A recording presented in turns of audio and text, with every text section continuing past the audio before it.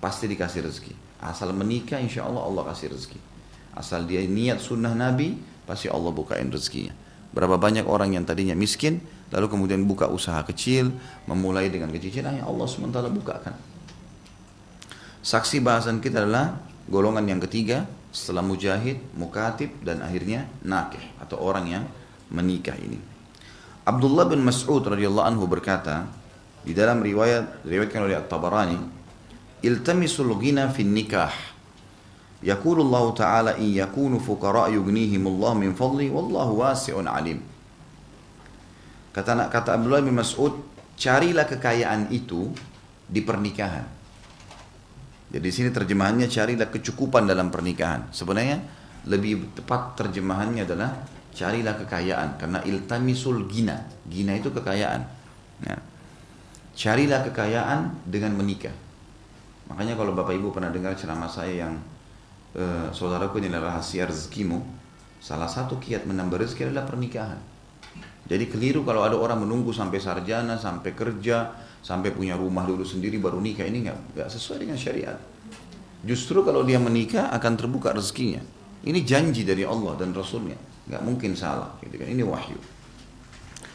Carilah kekayaan dalam pernikahan, karena Allah berfirman khusus bagi orang yang mau menikah, kalau mereka fakir, maka Allah akan mencukupi mereka dari karunia-Nya, dan Allah maha luas lagi maha mengetahui. Asal niatnya karena Allah Subhanahu wa ta'ala. Petunjuk Nabi SAW mengenai pernikahan adalah petunjuk yang paling sempurna, yang dengannya kesehatan akan terpelihara. Karena nanti akan ada saling bantu-membantu, saling menjaga. Kalau suami sakit istrinya yang urus, kalau istrinya sakit suaminya yang urus. Ya kan gitu. Kemudian makanan, kualitas makanan akan terjaga, gitu kan?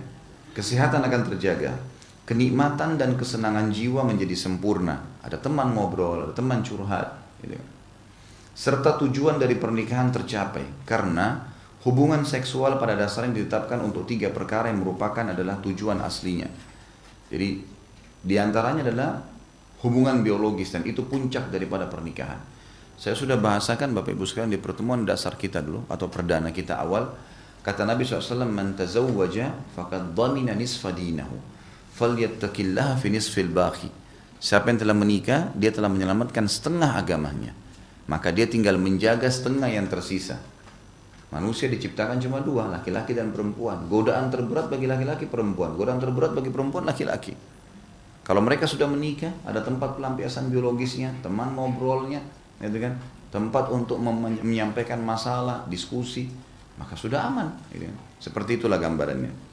Beliau mengatakan tujuan utama 3 perkara yang memang karena itulah hubungan seksual ya ditetapkan, memelihara keturunan dan keberlangsungan spesies manusia hingga sempurna jumlah yang telah ditetapkan oleh Allah SWT kemunculannya di alam ini.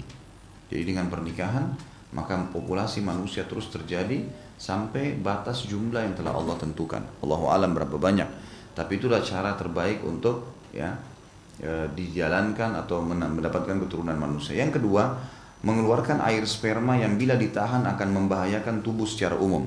Nanti akan ada rincian disebutkan oleh beliau. Makanya tadi saya bilang laki-laki yang sangat ditekankan untuk melakukan pernikahan memang karena fitrah begitu Allah bebankan pada kejiwaan mereka. Yang ketiga, melepaskan keinginan meraih kelezatan, kenikmatan maksudnya, dan bersenang-senang dengan kenikmatan. Ini saja manfaat yang diperoleh di surga. Ini saja manfaat yang diperoleh di surga. Sebab di sana tidak ada kelahiran dan tidak ada pula menahan sehingga perlu dikeluarkan. Dalam arti kata di sini, ini kenikmatan surga. Tapi di dunia kenikmatan biologis akan dirasakan juga, cuman masih ada proses. Ya, masih ada proses. Seperti misalnya ada resiko hamil, kan gitu. Kalau memang orang itu berbuat salah, tapi kalau dalam agama berarti akan hamil dan punya anak, itu tidak terjadi di surga. Prosesnya berbeda nanti, ada bahasan sendiri masalah surga. Para dokter terkemuka, kata beliau, berpendapat bahwa hubungan seksual adalah salah satu faktor untuk memelihara kesehatan. Ganius mengatakan, salah satu dokter, pada umumnya yang terdapat pada sperma kandungannya adalah api dan udara, serta campurannya adalah panas dan lembab, karena ia merupakan darah murni yang dihasilkan oleh anggota tubuh yang asli. Jika keutamaan sperma sudah terbukti, maka ketahuilah bahwa tidak seyogyanya mengeluarkannya kecuali untuk mendapatkan keturunan atau mengeluarkan apa yang tertahan darinya. Jadi sebenarnya memang Allah siapkan khusus untuk keturunan manusia itu sperma. Bahkan sekarang dokter-dokter mengadakan penelitian dan sangat luar biasa mengagetkan mereka. Ternyata tetes sperma itu di dalamnya sudah terkandung sifat-sifat, karakter, bahkan sampai warna rambut, warna mata, warna kulit bayi itu di satu tetes sperma. Allah SWT karuniakan seperti itu dengan kemahakuasaannya, gitu kan. Kalau sel telur perempuan menampung, penampungannya nanti jadi kantongnya, tempatnya, tapi yang bayi sebenarnya adalah sperma itu, gitu. Karena disitulah dia, gitu ya. Di sini dikatakan karena jadi harus betul-betul pada saat dikeluarkan untuk keperluan keturunan manusia. Tidak boleh sembarangan. Kecuali dia keluar secara alami seperti misalnya orang mimpi, laki-laki mimpi misalnya, itulah ya. Ada, kalau dari pandangan medis, mimpi itu adalah proses alami karena sperma sudah memuncak maka terkeluarkan dengan sendirinya di dalam tubuh. Kalau dalam buku fikih disebutkan ada 3 macam sperma atau cairan mirip sperma. Ada mani, ada madhi, dan ada madhi. Ada 3, gitu kan. Kalau mani itu keluar pada saat klimaks, memang harus memuncak ya, klimaks dalam seksualnya, dalam biologisnya baru keluar. Dan ini yang digunakan untuk keturunan manusia. Yang kedua madhi ini hanya keluar kalau terangsang. Pada saat terangsang keluar cairan dan dia lebih cair dibandingkan sperma. Warnanya seperti air, lebih seperti air, gitu kan. Ini biasanya keluar kapan saja dan kalau sperma keluar wajib mandi junub, mandi besar, membersihkan tempat yang kena. Kalau madhi maka cukup berwudu, tidak harus mandi. Kalau dia hanya sekedar terangsang, mungkin kalau suami istri maaf, cumbuan, sentuhan, kemudian basah ya bagian zakar laki-laki, maka itu namanya madhi. Madhi ini hanya cukup dibersihkan dan wudu, tidak harus mandi.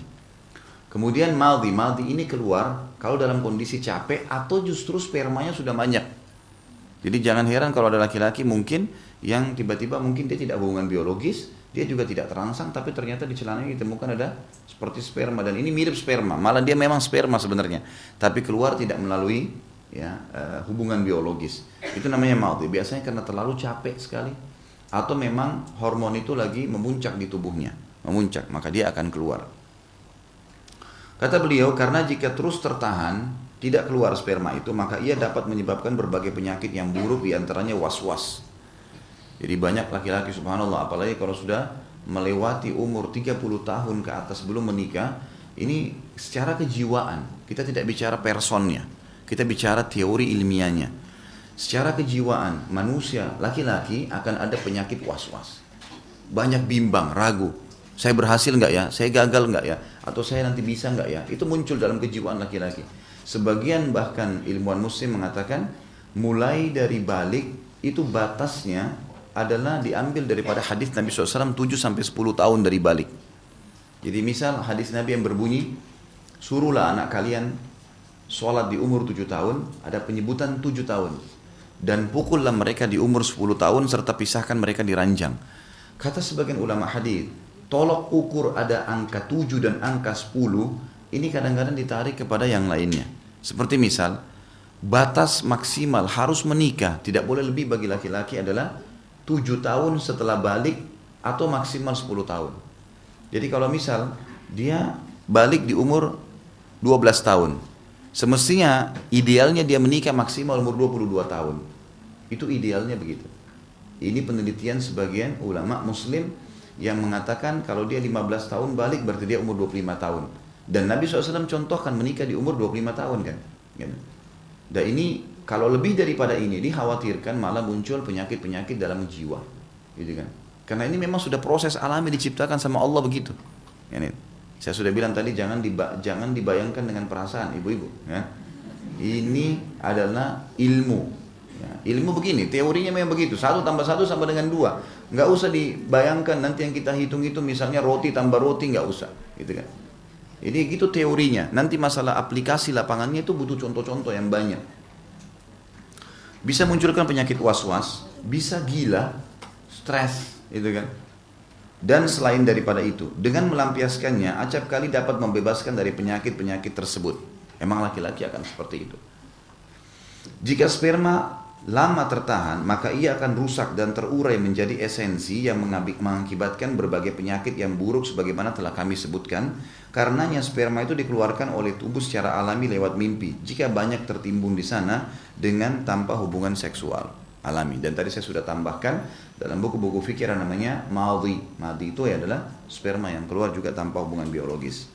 Sebagian salaf dari ulama-ulama sahabat dan tabi'in dulu mengatakan, seorang laki-laki semestinya membiasakan dirinya akan 3 hal. Tidak meninggalkan berjalan. Beda laki-laki sama perempuan. Laki-laki tidak boleh berhenti berjalan. Kenapa? Hikmah laki-laki disuruh ke masjid. Jalan ya. Setiap langkahnya, satu langkah mengangkat derajatnya, satu langkah mengampuni dosanya. Ada aktivitas berjalan. Gitu kan? Cari nafkah, keluar. Berjalan. Ada urusan berjalan nih, ngantar jenazah. Ternyata jalan itu sangat penting bagi laki-laki. Tidak boleh dia tidak jalan dalam sehari. Harus bergerak. Gitu kan? Itu sudah memang seperti itulah ciptaan Allah yang dibutuhkan dalam tubuh dia. Kemudian jika ia memerlukannya suatu hari, maka ia sulit melakukannya. Ini terjemahnya agak rincu, tapi yang dimaksud rancu. Tapi yang dimaksud adalah kalau dia tidak melakukannya, maka suatu waktu nanti dia akan sulit jalan dan tidak pasti lagi jalan. Jadi laki-laki yang jarang bergerak jalan-jalan lebih mudah lumpuh. Lebih mudah lumpuh, lebih mudah stroke. Makanya orang kalau kena penyakit stroke, ya, lumpuh, pasti disuruh bergerak. Dan ini paling banyak kena bagi kaum laki-laki. Ya, paling banyak kena bagi kaum laki-laki. Yang kedua, tidak meninggalkan makan karena ususnya akan menyempit. Khusus laki-laki berbeda. Dia harus makan, gitu ya. Kalau perempuan tidak terbatas, tidak ada batas. Ini secara penemuan teori ilmiah ya, seperti itu. Jadi kalau laki-laki tidak boleh telat makan. Hikmah yang lain kenapa perempuan menyediakan makan buat suaminya dan seterusnya, ini ada hikmah-hikmah tertentu di situ. Dan itu berhubungan sekali dengan proses penciptaan mereka dari Allah memang. Kemudian yang ketiga, semestinya ia tidak meninggalkan hubungan seksual, tapi dengan cara yang benar. Jadi ibu-ibu maaf kalau sudah berumah tangga jangan kaget kalau suaminya selalu minta. Ya itu wajar. Ibu mungkin tidak, mungkin ibu biasa. Bahkan mungkin ada di antara ibu-ibu akan bilang, kamu tidak bosan ya? Loh betul ini. Bisa terjadi. Jangan heran karena itu fitrah alami dalam dirinya. Nggak bisa dibendung itu. Jadi kalau dia tidak lampiaskan, kalau ibu sering temu, kalau ibu nolak, pasti terjadi efek emosional. Itu kejiwaan, dia nggak bisa bendung itu. Hanya tiba-tiba ibu cuma sedikit saya terlambat kasih teh, dia sudah ngamuk. Masalahnya nih, sperma yang bergejolak dalam dirinya, ini api sama udara ini. Dan itu penuh dengan kelembapan, nggak bisa. Tapi coba kalau dia dipenuhi kebutuhan itunya, ya, terlampiaskan biologisnya, apa saja ibu bahasakan setelah itu selesai. Sampai saya kadang-kadang bilang sama ibu-ibu di pengajian saya, bapak-bapaknya kalau ibu mau sesuatu, penuhi dulu biologis di ranjang, habis itu sampaikan 1000 masalah, dipercayain sama dia. Lah betul ya. Tapi kalau tidak mau dandan, tidak mau layanin, tidak mau ini, satu masalah saja ibu sampaikan sudah pecah, dunia nggak bisa. Emang sudah begitu. Ini berhubungan dengan, semua berhubungan dengan masalah penciptaan mereka. Fitrah ini alami. Kenapa ada hadis Nabi SAW yang berbunyi, wanita walaupun lagi dicorong asap rumahnya, kalau dipanggil sama suaminya biologis harus datang. Coba, secara zahir hadis ini, kesannya kok perempuan digituin ya. Kesannya ya, tanda kutip, tapi Allah pencipta lebih tahu. Ternyata itu sangat berpengaruh pada kejiwaan suaminya kalau di luar rumah. Sangat berpengaruh. Semua laki-laki yang sudah berumah tangga pasti tahu.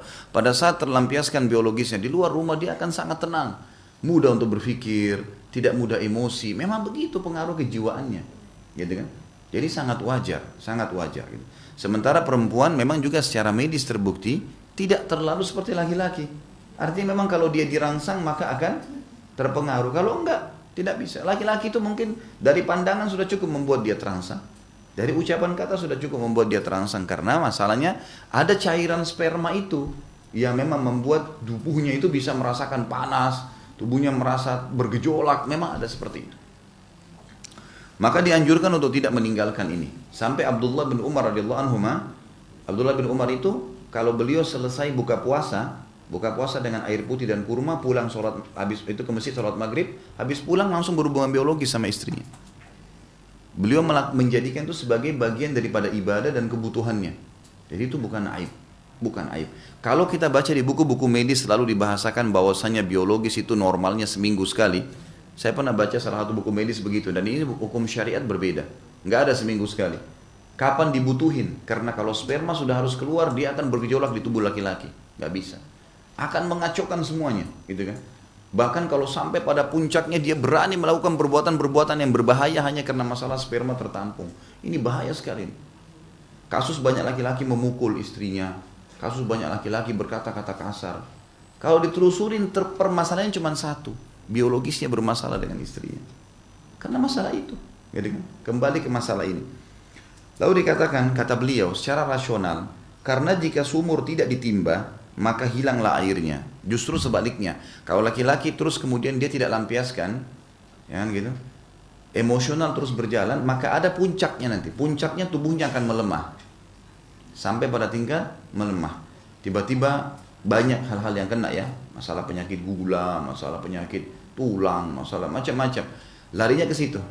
Spermanya nanti akan mengering dan akhirnya jadi masalah buat dia. Merusak organ tubuh yang lainnya. Muhammad bin Zakaria rahimahullah mengatakan, barang siapa yang meninggalkan hubungan seksual dalam waktu yang lama, maka kekuatan syarafnya akan melemah. Cara berpikirnya gitu kan. Itu semua akan melemah. Dan ini terjadi walaupun laki-laki itu sudah tua.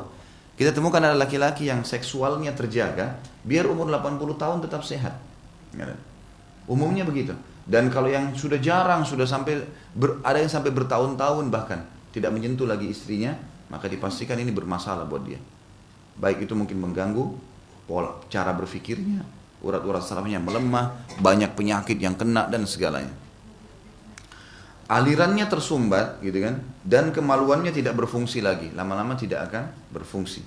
Ia mengatakan, aku melihat segolongan orang yang meninggalkan hubungan seks karena sejenis kezuhudan, atau sering disebutkan oleh orang-orang sufi takasyuf. Takasyuf ini tidak usah berhubungan biologis sama istri, tidak usah nikah, untuk zuhud. Ini salah ini, ya, ini salah. Seperti yang dilakukan oleh pastor di Katolik, nggak usah kenal perempuan. Akhirnya apa yang terjadi? Umumnya mereka masih umur 50, 45, 50 yang tidak pernah sama sekali menikah, ini justru stres, gila, penyakit, masalah semuanya. Atau kelihatan sangat tua wajahnya. Gitu. Subhanallah, ada kasus lapangan, teman ayah saya. Beliau cerai sama istrinya. Beberapa tahun tidak menikah. Gitu kan? Masih hidup Masya Allah sampai sekarang. Dia cerita, dia bilang, semenjak dia mungkin 4-5 tahun cerai nggak nikah. Dia bilang, saya bawa obat. Dia bilang sama saya bawa obat ini. Obatnya banyak, satu kresek gitu. Macam-macam. Antibiotik lah, vitamin lah, inilah. Obat untuk saraf ini, macam-macam. Penuh, mungkin ada 10 obat. Dia bilang, saya minum terus. Begitu Allah SWT mudahkan saya menikah, obatnya dibuang semua. Nggak minum obat lagi. Nggak ada lagi minum obat itu. Dia bilang, tiba-tiba saya rasa saya nggak butuh obat. Ini contoh kasus lapangannya. Ternyata dengan dia melampiaskan biologisnya, hilang penyakitnya. Fitrah seperti itu. Dikatakan oleh beliau, banyak orang yang contohnya meninggalkan seks karena masalah kezuhudan, takasyuf, kalau dalam ilmu tasawuf dikatakan, maka badan mereka menjadi dingin, gerakan mereka menjadi sulit, ya, mengalami keputusasaan dengan tanpa sebab, syahwat dan kekuatan mereka jadi melemah. Di antara manfaat hubungan seksual adalah menundukkan pandangan. Orang kalau sudah pelampiaskan biologisnya, maka dia otomatis akan bisa menurunkan pandangannya di luar. Ini mungkin tentu bapak-bapak yang sudah menikah tahu tentang masalah. Kalau dia melampiaskan biologis yang positif dan istrinya bisa melayaninya, maka di luar dia bisa gudul basar namanya, menurunkan pandangan dari yang haram. Bahkan subhanallah sampai pada tingkat seperti apapun fitnah perempuan di depan mata dia tidak terpengaruh. Tidak terpengaruh. Tapi kalau tidak terlampiaskan, biar nenek-nenek jadi cantik. Loh iya, itu berbahaya. Ini sudah fakta lapangan, gitu kan? Jangan dibayangkan. Jadi nggak usah bilang gawat. Ini kata-kata gawat ini dibayangkan. Menahan diri. Di sini dikatakan di antara manfaat hubungan seks, manfaatnya adalah ia menundukkan pandangan, menahan diri dan mampu memelihara diri dari keharaman. Hal itu juga diraih oleh wanita. Tapi wanita beda dengan laki-laki, beda dengan pria. Memang ibu-ibu kapan derangsang? Apa hikmahnya? Kenapa dalam syariat perempuan disuruh dandan? Suruh wangi-wangi. Bahkan ada hadis nanti kita pelajari, wanita ahli surga, wanita yang bisa membangkitkan syahwat suaminya. Disuruh godain suami. Karena Perempuan tanpa dirangsang nggak mau berhubungan biologis. Ibu kalau tidak disambut dengan kata-kata baik, dengan tatapan mata yang baik, kemudian dengan rayuan dari suaminya, orang malas saja. Laki-laki tanpa itu pun bisa melakukannya. Makanya dia dibuat sistem sama Allah, si perempuan disuruh dandan. Ini terjadi pada hewan ya. Kadang-kadang hewan itu betinanya mengeluarkan bau tertentu, suara tertentu, supaya jantannya datang di musim pernikahannya. Kan begitu. Secara alami memang begitu.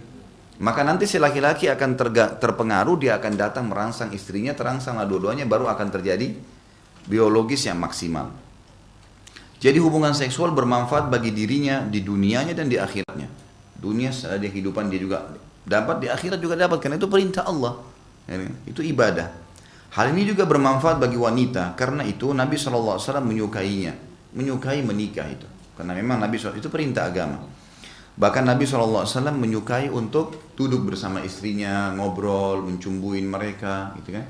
Bahkan ada hadis Nabi yang berbunyi, bukan termasuk sia-sia menghabiskan waktu dengan pasangan. Jadi biar bapak ibu duduk sama istrinya atau sama suaminya ngobrol seharian, itu tidak berdosa. Ngobrol apa saja, yang penting tidak haram. Cuma ngobrol-ngobrol, bercanda-bercanda, itu bagian daripada ibadah. Sampai seperti itu dalam agama kita. Tapi jangan juga ibu-ibu pulang sebentar bilang, Ustaz Khalid bilang loh, jadi suaminya nggak boleh kerja. Itu nggak juga begitu ya. Pokoknya dari pagi sampai malam sama saya, jangan, gitu kan. Suami juga harus cari kerja. Tapi ini hukum syar'inya. Kalaupun mereka duduk ngobrol segala itu tidak sia-sia. Sementara kan orang kalau duduk ngobrol, buang-buang waktu itu bagian dari dosa. Nggak boleh kalau buang waktu kosong. Tapi kata Nabi SAW, termasuk tidak buang-buang waktu itu adalah orang yang menghabiskan waktu dengan istrinya, ya, atau ngobrol ataupun yang lainnya.